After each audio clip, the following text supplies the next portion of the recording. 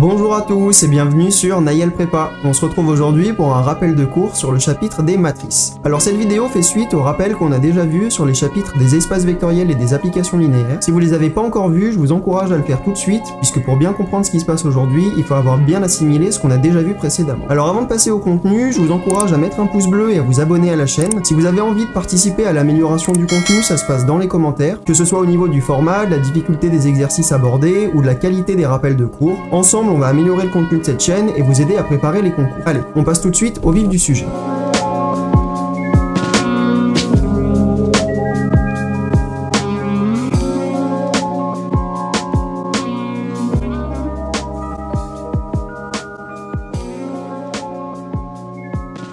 Voilà, alors avant de commencer le rappel de cours, je vous rappelle très brièvement que vous pouvez me retrouver sur Instagram, donc Nayel-8 prépa, et sur mon site web personnel, vous avez le lien dans ma description sur Instagram. Voilà, alors on va commencer par définir ce qu'est le cas espace vectoriel MPQ de K. Donc on appelle matrice à P' et Q colonne à coefficient dans K, toute famille AIJ telle que, pour tout I pour tout J, AIJ est un élément de K. Donc on note cette matrice sous cette forme-là. Donc ce qu'il faut retenir, c'est qu'une matrice, c'est une famille d'éléments à valeur dans K. Donc proposition, dimension, donc MPQ de K est de dimension PQ. Pourquoi? Parce qu'il y a combien de degrés de liberté dans cet ensemble-là? Il y en a le nombre de lignes fois le nombre de colonnes. Donc comme on a P' et Q colonnes, il y a PQ éléments. Chaque élément est complètement libre, donc la dimension c'est PQ. On peut le voir comme ça.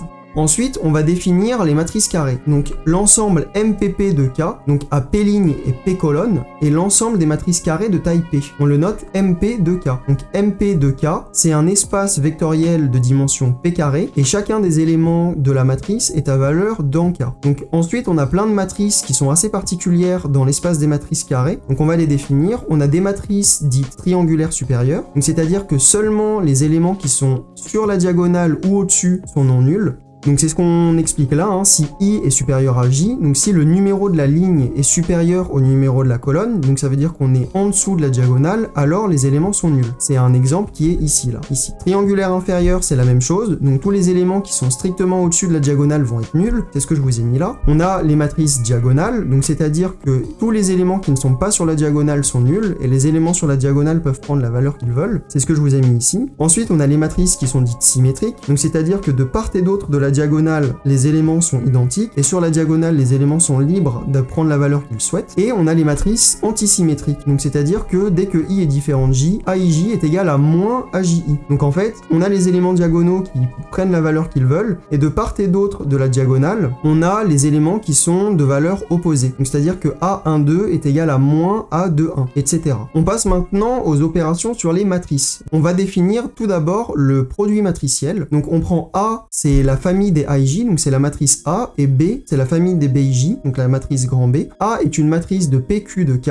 et B est une matrice de MQR de K. Donc vous voyez que le nombre de colonnes de A coïncide avec le nombre de lignes de B. Ça, c'est super important pour effectuer un produit matriciel. Si vous avez déjà vu comment est-ce qu'on effectue un produit matriciel avec des matrices de manière appliquée, vous vous êtes rendu compte qu'il faut que le nombre de colonnes de la matrice de gauche coïncide avec le nombre de lignes de la matrice de droite. Donc de manière un peu plus formelle, puisque là on va définir une formule qui va pouvoir être appliquée dans bon nombre d'exercices, c'est super important de connaître cette formule par cœur. Alors pour définir cette formule, vous allez voir qu'on est obligé, encore une fois, ce qui est normal, d'avoir le nombre de colonnes de la matrice de gauche identique au nombre de lignes de la matrice de droite. Donc on note grand C, la matrice produit des matrices A fois B, et la matrice grand C, c'est la matrice des coefficients CIJ, avec pour tout I et pour tout J, le coefficient CIJ qui est égal à la somme pour K égale 1 à Q, donc le nombre de colonnes de A et le nombre de lignes de B, somme pour K égale 1 à Q des AIK BKJ. Ça, c'est quelque chose qu'il faut connaître par cœur. CIJ égale somme pour K égale 1 à Q des AIK BKJ. Il faut le connaître sur le bout des doigts. La matrice grand C, elle est à valeur dans MPR. Donc dans MP, elle prend le même nombre de lignes que la matrice A, et R, elle prend le même nombre de colonnes que la matrice B. Ensuite, on va définir l'addition de matrices. Donc encore une fois, on garde la même matrice A et la même matrice B. Cette fois-ci, B, on la prend dans MQK de grand K, donc on prend B et A dans le même espace vectoriel de matrice. Pour effectuer une somme, cette fois on est obligé d'avoir des matrices qui sont de même dimension. Donc la matrice grand C qui en résulte, c'est encore une matrice qui va être dans MPQ de K, et l'addition des matrices, ça va être égal à A plus B est égal à la famille des CIJ avec CIJ qui est simplement égal à AIJ plus BIJ. Donc si on prend la matrice A et la matrice B, on va juste additionner les coefficients positionnés au même endroit dans la matrice, et ça va nous donner la somme. De la même manière, la multiplication par un scalaire, on va simplement multiplier tous les coefficients de la matrice grand A par le scalaire lambda, et ça nous fait la matrice résultante lambda. On va définir rapidement ce qu'est un anneau. Donc là, on va faire un peu d'algèbre générale. Si vous n'avez pas encore vu, vous inquiétez pas, c'est assez facile et ça vous fera déjà mettre un pied dans l'algèbre générale. Donc un anneau A plus point est unitaire si A plus est un groupe abélien de notre 0A. C'est beaucoup de jargon, mais vous allez voir, c'est pas très compliqué. Un groupe abélien, je vous rappelle, le moyen mnémotechnique pour un groupe, c'est AINS. Donc A pour associatif, I pour interne, N pour neutre, et S pour symétrique. Et abélien, ça veut dire qu'il y a commutativité des éléments. Donc pour la loi plus, on va avoir A plus B qui est égal à B plus A. La loi point, donc la loi externe de l'anneau, elle est associative de notre 1A et elle doit être distributive sur plus. L'anneau est dit commutatif si la loi point est également commutative. Je vous rappelle que la loi plus, qu'on a là, est de fait commutative puisque A plus forme un groupe abélien de notre 0A. Donc proposition, MPQK plus point est un espace vectoriel sur le corps K. Et MPK plus X est un anneau. Alors c'est là où il faut faire la distinction. Pour un espace vectoriel, la loi point, c'est la multiplication par un scalaire, mais la multiplication externe. C'est-à-dire que cette loi point, c'est celle qu'on retrouve ici. Donc c'est-à-dire qu'on multiplie une matrice par un scalaire du corps K. Dans un anneau, la loi X, c'est une loi interne. C'est-à-dire que c'est une multiplication entre deux matrices. Donc c'est ce qu'on a là, par exemple, C est égal à A fois B. Cette loi X, elle est bien interne à partir du moment où on se place dans l'espace des matrices carrées. Donc si on se place dans les matrices carrées, vous avez Q qui est égal à P, et là vous avez également R qui est égal à P. Donc A appartient à MP de K,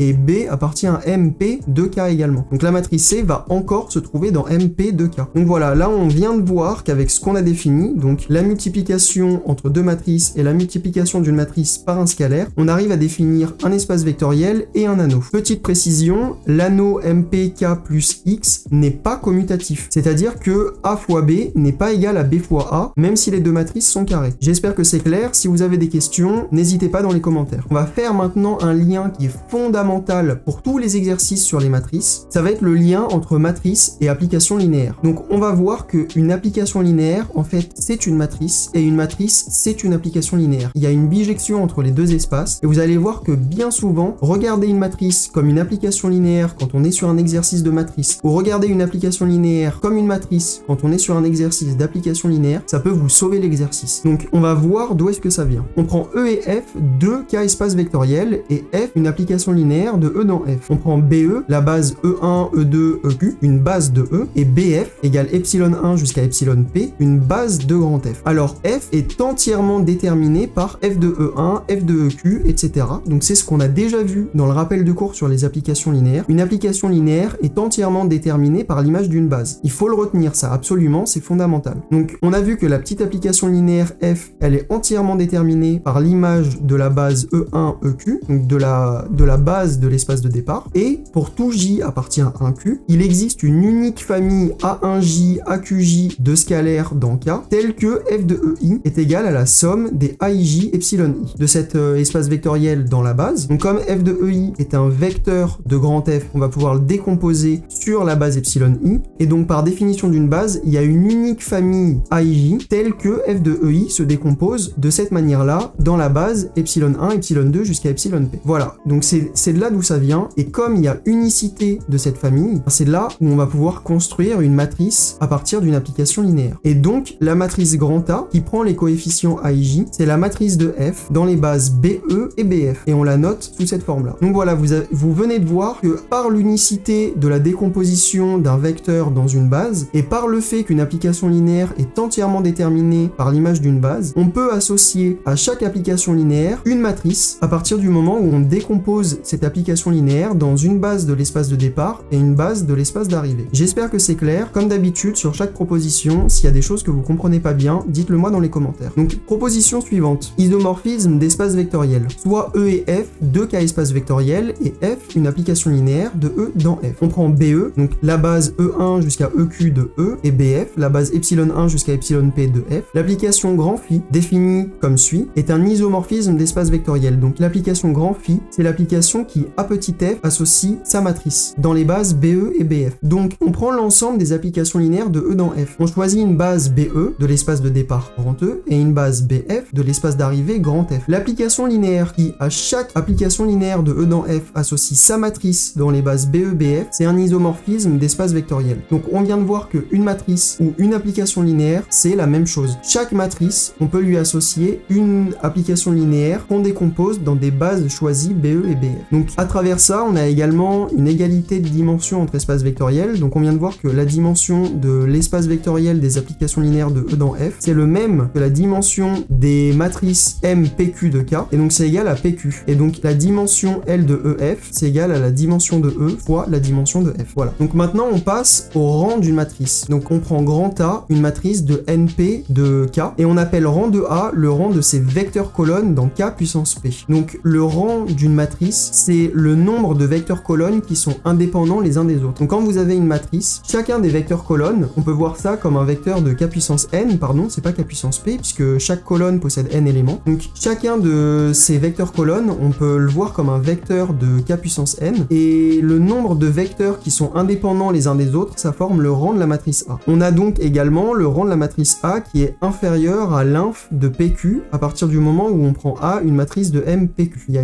deux erreurs de frappe, je suis désolé pour ça. Proposition, on ne change pas le rang d'une matrice lorsqu'on la multiplie par une matrice inversible. Donc cette proposition-là qui est hyper importante. Donc si vous avez le rang de A qui est égal à 4, vous multipliez A par une matrice inversible, le rang de la matrice résultante de cette multiplication, ça reste 4. Donc à partir du moment où vous mettez une matrice inversible dans une multiplication, ça va pas changer le rang du résultat. On dit qu'une matrice inversible, elle est de rang plein. C'est-à-dire qu'une matrice inversible, elle est de rang maximal. C'est-à-dire que son rang est égal à inf PQ. Et généralement, quand on a une matrice inversible, c'est qu'on a une matrice carrée, donc c'est égal à P, si on prend une matrice carrée d'ordre P. Donc voilà, cette proposition, elle permet de calculer pratiquement le rang d'une matrice. On verra ça dans les exercices. Donc voilà. Pour ce qui est des fautes de frappe, je corrige les fautes de frappe avant de mettre en ligne le PDF. Je vous rappelle que vous pouvez retrouver les PDF sur lesquels je fais mes cours sur mon site personnel. Donc voilà, tout est gratuit. Donc matrice inversible, on va s'attarder maintenant sur les matrices inversibles. Donc on va regarder d'abord le groupe linéaire de MP de K. Alors l'ensemble des éléments inversibles de MP de K, c'est un groupe appelé groupe linéaire. Par isomorphisme, A, qui est une matrice de MP de K, est inversible si et seulement si il existe F, un endomorphisme de E inversible tel que A est égal à la matrice de F dans la base BE de départ et dans la base BE d'arrivée également. On a vu déjà ce qu'était un endomorphisme inversible dans le rappel de cours sur les applications linéaires, donc je vous invite à aller le voir si c'est pas déjà fait. Donc proposition, critère d'inversibilité. Ça c'est le critère d'inversibilité qu'on retient quand on cherche à démontrer qu'une matrice est inversible. A, une matrice carrée de Mn de K, est inversible si et seulement si il existe une matrice B de Mn de K telle que AB est égal à l'identité. Donc l'inversibilité à droite, c'est-à-dire telle que AB est égal à IN, et l'inversibilité à gauche, c'est-à-dire une matrice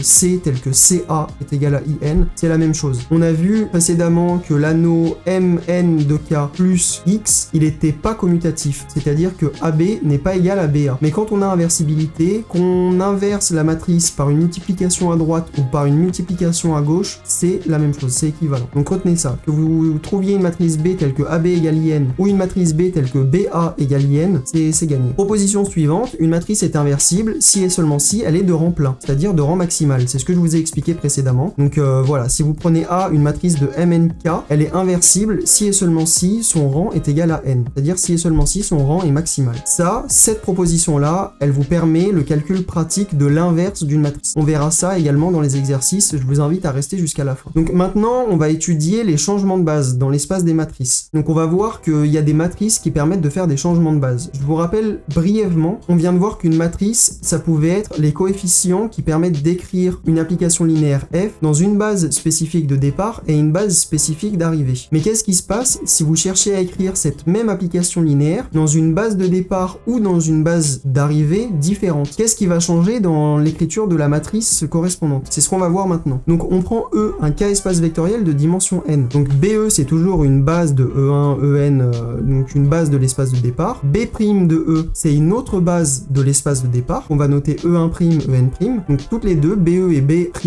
c'est deux bases de E. Donc chacun des vecteurs E1, En, on est d'accord que c'est un vecteur de l'espace vectoriel grand E. Donc chacun de ces vecteurs-là, il va pouvoir se décomposer de manière unique dans la base B'E. On est d'accord, B'E, c'est une base. On peut voir chacun des éléments de BE comme simplement un vecteur de E. Donc il existe une unique décomposition de ces vecteurs-là dans la base B'E. Donc c'est ce qu'on écrit ici. Il existe un unique, donc une unique famille d'éléments PIJ, tel que pour chaque J, il existe une unique famille PIJ, telle que EJ se décompose dans la famille B'E. La matrice grand P, qu'on construit de la sorte, elle est appelée matrice de passage de BE à B'E. Donc là, vous commencez à comprendre ce qui se passe entre les matrices et les applications linéaires. En fait, les matrices, c'est simplement l'expression de la décomposition de vecteurs dans une base. Ça vous donne une unique décomposition et c'est de là qu'on tire les matrices. Donc, pour chaque élément petit x de E, on va pouvoir décomposer cet élément petit x dans les bases BE ou B'E. En l'occurrence, grand X, on l'écrit comme petit x de B'E et grand X' comme x de BE, et alors x est égal à Px', et pas l'inverse, il faut faire attention. Donc, matrice équivalente. Définition, soit A et B, deux matrices de MNP de K. Là, c'est le cas, le corps K. C'est une faute de frappe. Je vais tout corriger avant de mettre les slides en ligne. On dit que B est équivalente à A s'il existe une matrice P inversible de GLP de K et une matrice Q inversible de GLN de K, telle que B est égal à QAP. Donc si vous pouvez écrire la matrice B sous cette forme-là, c'est-à-dire que la matrice B est équivalente à la matrice A. L'équivalence de deux matrices de Mn de P, c'est une relation d'équivalence. Donc vous avez déjà dû voir ça en début d'année de sup, les relations d'équivalence, c'est-à-dire qu'il faut qu'elles soient réflexives, symétriques et transitives. Et voilà, donc la relation d'équivalence est, comme son nom l'indique, une relation d'équivalence. Toute matrice inversible est équivalente à la matrice identité, puisque toute matrice inversible, on a dit, il suffit de mettre à gauche sa matrice inverse et à droite l'identité, qui est aussi une matrice inversible. Donc imaginons par exemple que vous ayez la matrice B qui est inversible, il vous suffit de mettre ici la matrice identité, ici la matrice B-1 et ici la matrice B. La matrice B-1 est bien inversible, la matrice B est bien inversible, au milieu vous avez la matrice identité et donc B, elle est bien équivalente à la matrice identité. Deux matrices MNP de K sont équivalentes si et seulement si elles représentent une même application linéaire dans deux couples de bases différentes. Donc c'est là où on en vient à quelque chose de super important. On a vu tout à l'heure, une matrice, elle représente une application linéaire dans une base de départ spécifique et une base d'arrivée spécifique. Qu'est-ce qui se passe si on prend l'application linéaire et qu'on la décompose dans une base de départ différente et une base d'arrivée différente également? On va avoir une matrice complètement différente. Sauf qu'il y a un lien entre ces deux matrices, c'est que ces deux matrices-là, elles vont être équivalentes. Donc c'est là où il y a une vraie beauté dans le lien entre les applications linéaires et les matrices, c'est-à-dire qu'une même application linéaire qu'on va décomposer dans des bases différentes, elles vont nous donner deux matrices a priori complètement différentes. Et ben ces deux matrices, elles sont en fait encore liées par cette relation d'équivalence qu'on vient de voir. Donc théorème suivant, deux matrices de MNP de K sont équivalentes si et seulement si elles ont le même rang. Donc là, on vient de toucher à ce qui lie en fait deux matrices qui représentent une même application linéaire dans deux bases différentes. Dès que vous avez deux applications linéaires qui ont le même rang, c'est simple, ça veut dire qu'elles représentent toutes les deux une même application linéaire. Simplement, elles représentent cette même application linéaire dans une base de départ différente et dans une base d'arrivée différente également. Donc cette théorie est vraiment belle à cet endroit-là. Je vous le répète encore une fois pour que vous compreniez bien. Si on a une même application linéaire F, on la décompose dans BE et dans BF, ça va nous donner une matrice A. Si maintenant cette même application linéaire F, on la décompose dans BE' et dans BF', ça va nous donner une complète différente matrice qu'on va appeler grand B. Et ben en fait, grand A et grand B, elles sont équivalentes, c'est-à-dire qu'il existe une matrice inversible Q et une matrice inversible P telle que B est égal à QAP, et en plus de ça, les matrices B et A ont le même rang. On a vu au tout début du rappel de cours que multiplier une matrice par une matrice inversible, ça changeait pas son rang. Or, P, c'est une matrice inversible et Q, c'est une matrice inversible. Donc là, on se rend compte que B et A, elles sont encore de même rang. Et il y a une équivalence, c'est-à-dire que deux matrices de même rang, et ben on peut toujours les relier par des multiplications à gauche et à droite de matrices inversibles. Voilà, donc j'espère que vous captez bien le lien qu'il y a entre les matrices et les applications linéaires et cette relation d'équivalence. Si c'est pas le cas, n'hésitez pas à me le dire dans les commentaires encore une fois, je prendrai le temps de vous répondre et si besoin, je referai une vidéo un peu plus explicative pour mieux vous expliquer en fonction des questions que j'aurai. Maintenant, on va passer à l'étape supérieure. On va passer aux matrices semblables. Donc là, c'est un cran au-dessus. Qu'est-ce que c'est la différence entre les matrices semblables et les matrices équivalentes? Donc, deux matrices A et B sont semblables s'il existe une même matrice P inversible telle que B est égale à P A P-1. Donc là, vous voyez que la définition de semblable, elle est inclue dans la définition d'équivalence. L'inverse n'est pas vrai. La différence, elle est là. Quand vous avez deux matrices équivalentes, ça veut dire que B est égal à Q à P, avec Q et P deux matrices inversibles. Pour deux matrices semblables, c'est simplement que Q doit être égal à P-1. Donc en fait, il n'y a qu'une seule matrice qui relie les deux. Donc quelle est l'utilité de la notion de matrice semblable? Il est là. Deux matrices de Mn de K sont semblables si et seulement si elles représentent un même endomorphisme dans deux bases différentes. Donc tout à l'heure, pour les matrices équivalentes, ça pouvait être une application linéaire qui part d'un espace E et qui arrive dans un espace F avec E et F différents. Maintenant, pour la notion de matrice semblable, elles doivent représenter un même endomorphisme, c'est-à-dire que l'espace de départ et l'espace d'arrivée sont les mêmes. Et deux matrices sont semblables si elles représentent un même endomorphisme dans deux bases différentes. Petite précision également, la notion de matrice semblable ne s'applique qu'aux matrices carrées. Deux matrices peuvent être équivalentes même si elles sont pas carrées, c'est ce qu'on a vu là, MNP, alors que deux matrices sont semblables si et seulement si elles sont carrées. Voilà, donc la notion de matrice semblable est incluse dans la notion d'équivalence, c'est ce qu'on retrouve dans cette proposition là. Deux matrices semblables sont équivalentes. Il suffit juste d'écrire Q égale P-1 et vous avez là B est égal à Q à P-1. Voilà. Maintenant, on va arriver à la notion de trace, qui est encore une fois fondamentale dans toute l'algèbre linéaire. Vous allez avoir beaucoup d'exercices qui utilisent cette notion de trace. Ça va être super important de bien le comprendre et surtout de bien retenir les propositions qu'on va voir par la suite. Donc la trace, c'est quoi par définition? C'est simplement la somme des AII, donc c'est la somme des éléments diagonaux. Quand vous avez une matrice carrée, la trace ne s'applique que aux matrices carrées, précise, et ben la trace, c'est simplement la somme des coefficients diagonaux. Voilà, c'est une forme linéaire, c'est-à-dire que si vous multipliez la matrice par un scalaire ou si vous additionnez deux matrices, la trace de A plus B, ça va être égal à la trace de A plus la trace de B. Simplement, en effet, si vous additionnez deux matrices, vous allez avoir la nouvelle matrice qui va prendre pour chaque coefficient la somme des coefficients de A et B. Ça va être la même chose pour les éléments diagonaux. Et donc quand vous allez sommer tous les éléments diagonaux, ça va revenir à la même chose que faire d'abord la somme de tous les éléments diagonaux de A, puis la somme de tous les éléments diagonaux de B, et tout additionner, ça revient au même. Donc si A et B sont semblables, alors trace de A est égale à trace de B. On dit que la trace est invariante par changement de base. Donc là, on est en train de creuser un peu plus profondément le lien entre matrice et application linéaire. Donc là, on vient de voir que si vous avez deux matrices A et B semblables, leurs traces sont identiques. C'est quelque chose qui est quand même assez fantastique. La somme des éléments diagonaux de deux matrices a priori complètement différentes va être en fait la même si ces deux matrices sont semblables. Vous pouvez le démontrer algébriquement, simplement avec la définition A est égal à P, B, P-1. Vous pouvez aussi le visualiser en décomposant une application linéaire, enfin un endomorphisme, dans une base BE et dans une base BE', voir comment ça s'agence. Vous pouvez aussi le voir de cette manière-là. Je vous laisse le faire. Proposition suivante, soit A et B, deux matrices de Mn de K, et là on arrive à une propriété de la trace qui est super importante. La trace de AB est égale à la trace de BA. Je vous ai mis la démo rapidement en bas. Il s'agit juste de décrire le produit matriciel AB. Je vous rappelle, CIJ est égal à la somme pour K égale 1 à Q des AIK BKJ. Il faut le connaître par cœur. La même chose pour trace de BA. Ensuite, une fois que vous avez écrit somme pour K égale 1 à N ici, parce qu'on est dans une matrice de dimension N, donc somme des AIK BKI, et ensuite, vous allez prendre la somme sur les qui va vous donner ici la trace de AB. Et là, vous avez la même chose pour la trace de BA. Si vous décomposez ces sommes, vous allez vous rendre compte que la trace de AB est égale à la trace de BA. Ça vous fait un bon exercice aussi pour manipuler les sommes, pour faire des inversions de sommes, etc. C'est un bon exercice à faire, donc si vous avez le temps, prenez le temps de le faire. Ensuite, point suivant sur la transposition, donc on prend A, c'est la famille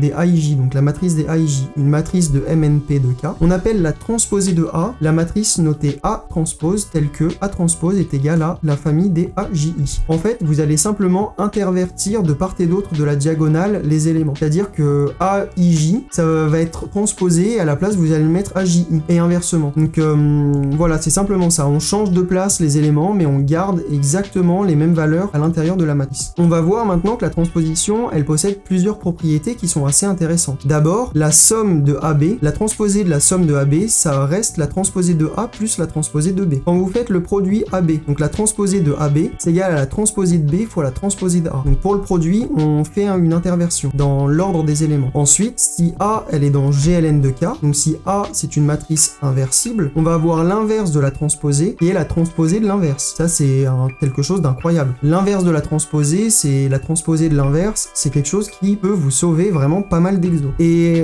également, le rang de A, c'est égal au rang de la transposée de A, ce qui est normal pour une matrice MNP de K, parce qu'en fait, on va juste remplacer les lignes par les colonnes, quelque sorte. Hein. On va juste intervertir les éléments, donc ça va pas changer grand-chose. Matrice inversible de, donc soit A, une matrice MNP de K. Le rang de A est la taille de la plus grande matrice inversible extraite de A. Donc on peut voir le rang sous cette forme-là. C'est pas quelque chose qui peut vous être très utile dans les exercices, mais parfois, vous pouvez trouver des exos qui vous demandent d'utiliser cette propriété pour vous en sortir. Donc c'est quelque chose qu'il faut connaître, il faut s'en rappeler. Le rang d'une matrice, c'est la taille de la plus grande matrice inversible extraite de A. Ensuite, une matrice A est inversible si et seulement si ces colonnes forment une famille libre de K puissance n. Donc c'est ce que j'ai essayé de vous expliquer précédemment. J'espère que c'était suffisamment clair, je le répète encore ici. A est inversible si et seulement si ces colonnes forment une famille libre de K puissance n. Voilà. On passe maintenant aux exercices. Donc comme vous avez pu le voir tout au long du rappel de cours, je vous ai mis des